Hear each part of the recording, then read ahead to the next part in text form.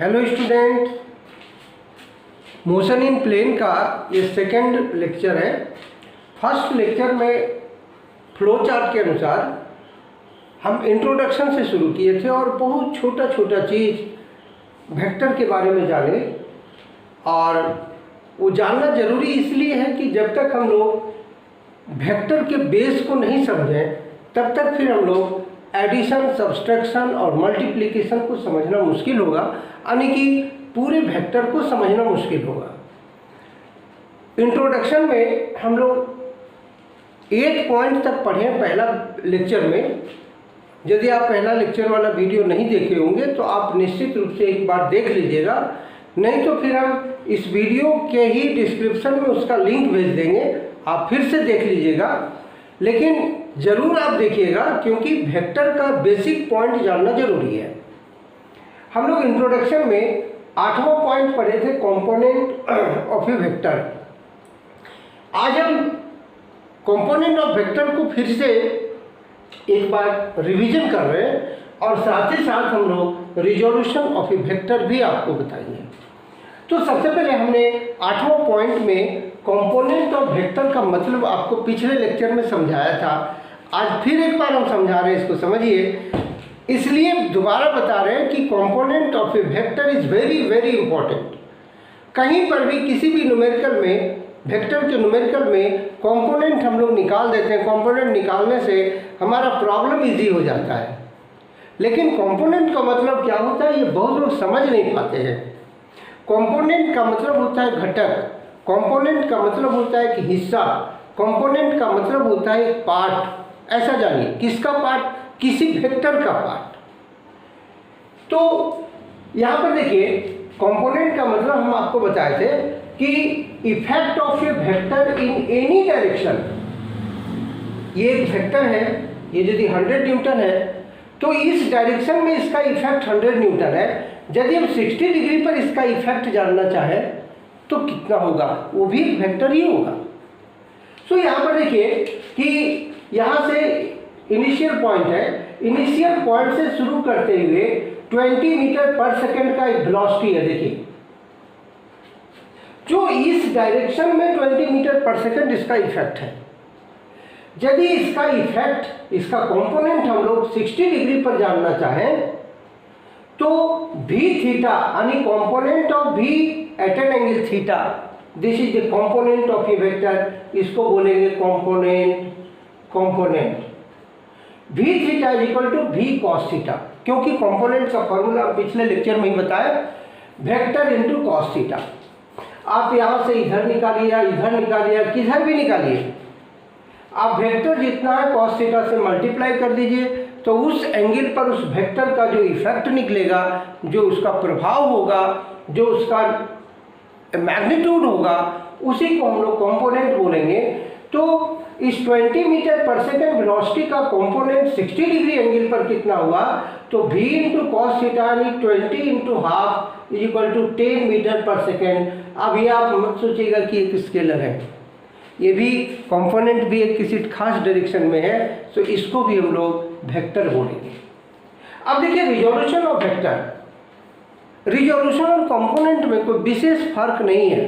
फर्क क्या है तो आपको अच्छी तरह हम समझा देते हैं। यदि किसी वेक्टर का कंपोनेंट निकालना हो तो किसी भी डायरेक्शन में निकाल देंगे, भी कॉस थीटा कर देंगे या वेक्टर इंटू कॉस थीटा करेंगे। लेकिन रिजोल्यूशन में क्या होता है कि हम लोग के पास एक्स वाई जेड वाला कोऑर्डिनेट सिस्टम है। यदि प्लेन पर हम लोग लेंगे तो एक्स वाई प्लेन लेंगे या वाई जेड प्लेन लेंगे या एक्स जेड प्लेन लेंगे।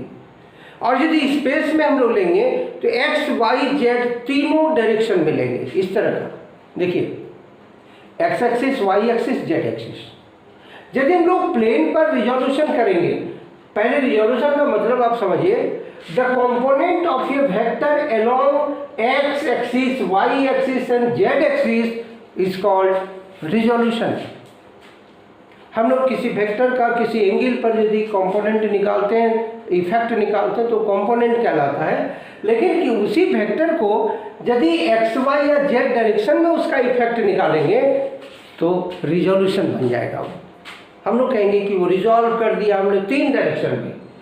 देखिए resolution along X and Y axis, पहले एक एक करके देखते हैं। यहाँ पर हम लोग एक्स वाई प्लेन, ये 2 डायमेंशन वाला सिस्टम लिए, एक्स वाई प्लेन है, एक्स एक्सिस वाई एक्सिस मिलकर के एक प्लेन बना एक्स वाई प्लेन ये, और इसमें एक वेक्टर है ए, ये एक वेक्टर है, ये फोर्स भी हो सकता है, वेलोसिटी भी हो सकता है, डिस्प्लेसमेंट भी हो सकता है, कुछ भी वेक्टर हो सकता है।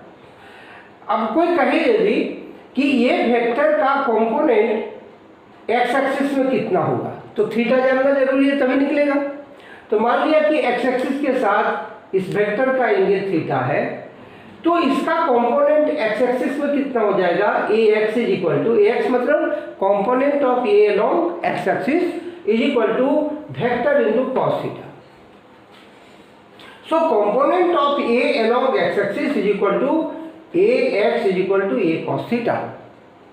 उसी तरह से इसी वेक्टर का कंपोनेंट यदि वाई एक्सिस में निकालना चाहें तो क्या होगा, इधर एंगल यदि थीटा हो गया तो इधर कितना बच गया 90 माइनस थीटा, तो कंपोनेंट हमेशा कॉस थीटा से निकालते हैं। तो ये देखिए कितना लिखेंगे, ये वाई इज इक्वल टू ये कॉस 90 माइनस थीटा।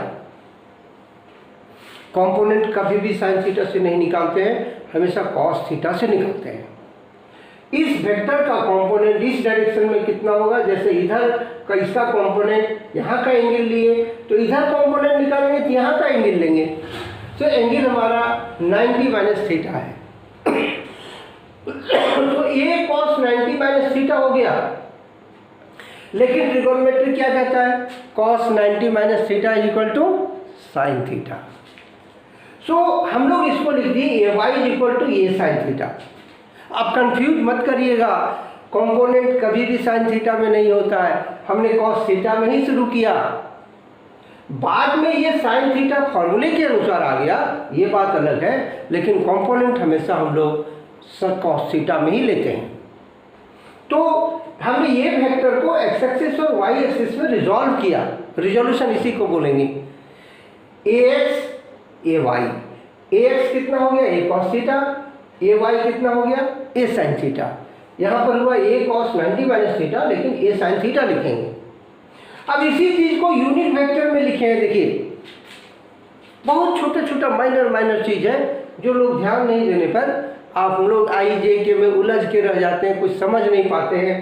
यदि हम इसी को कंपोनेंट को यूनिट वेक्टर के रूप में लिखें, हम यहाँ पर यूनिट वेक्टर नहीं ले रहे थे, क्यों, क्योंकि यहाँ ना एक्स एक्सिस का ठिकाना है ना वाई एक्सिस का ठिकाना है। यहाँ पर एक्स एक्सिस और वाई एक्सिस बकायदे हमने लिया है, एक्स एक्सिस में यूनिट वेक्टर को आई और वाई एक्सिस में यूनिट वेक्टर को जे। सो ये कॉस थीटा को हम लोग यूनिट वेक्टर में लिखें तो क्या लिखेंगे, ये cos theta into i, A x is equal to mod of A यानी A cos theta into i, A y is equal to mod of A y यानी A sine theta into j. तो इस तरह से हमने unit vector के रूप में आई जे के रूप में कंपोनेंट को लिखा। हम लोग ए एक्स को लिखे ए cos theta into i, A Y को लिखे ए कॉस थीटा इंटू जे। ये कैसे लिखे आपको समझ में आ गया होगा, क्योंकि इसके पहले जो टॉपिक हम लोग पढ़े थे उसमें किसी भी वेक्टर को यूनिट वेक्टर के रूप में लिखा जा सकता है। जैसे इस डायरेक्शन में एक वेक्टर है ये, तो इसी डायरेक्शन में यूनिट वेक्टर स्मॉल ए है, तो हम लोग लिखते हैं vector A is equal to mod of A into unit vector A. ठीक उसी तरह ये लिखा हुआ है, देखिए आप यहाँ कुछ नया हमने नहीं लिखा है। अब देखिए resolution along X Y and Z direction, हमारे पास कोऑर्डिनेट एक्सिस 3 है। अभी हम लोग बात कर रहे थे 2 डायमेंशन का, अब बात कर रहे हैं 3 डायमेंशन का। ये एक्स एक्सिस है, ये वाई एक्सिस है, ये जेड एक्सिस है। यदि जेड एक्सिस नहीं रहेगा तो सिर्फ एक्स और वाई एक्सिस हम लोग लिए ऐसे, अब जेड एक्सिस लिए ऐसे और वेक्टर को लिए ऐसे स्पेस में। अब इसमें जैसे थीटा को लिया 90 माइनस थीटा का जुगाड़ बन गया, यहाँ नहीं होगा, क्योंकि जो वेक्टर ऐसे स्पेस में रहेगा उस वेक्टर का एक्स एक्सिस के साथ अलग एंगल होगा, वाई एक्सिस के साथ अलग एंगल होगा, जेड एक्सिस के साथ अलग एंगल होगा। यहाँ देखिए एक्स एक्सिस है, वाई एक्सिस है, जेड एक्सिस है, तीनों म्यूचुअली परपेंडिकुलर है। एक वेक्टर हमने स्पेस में लिया, ये वेक्टर का एक्स एक्सिस के साथ अल्फा एंगल, ये वेक्टर का वाई एक्सिस के साथ बीटा एंगल, और ये वेक्टर का जेड एक्सिस के साथ गामा एंगल। अब बताइए अल्फा बीटा और गामा में कोई रिलेशन ही नहीं है, क्योंकि ये वेक्टर स्पेस में है, प्लेन पर नहीं है। प्लेन पर था तो थीटा और 90 माइनस थीटा निकाल लिया, यहाँ पर अलग अलग एंगल बनाएगा। सो ए वेक्टर का कंपोनेंट एक्स एक्सिस में कितना हो जाएगा, A x is equal to A cos alpha, क्योंकि अल्फा एंगल एक्स एक्सिस के साथ इसका अल्फा एंगल है।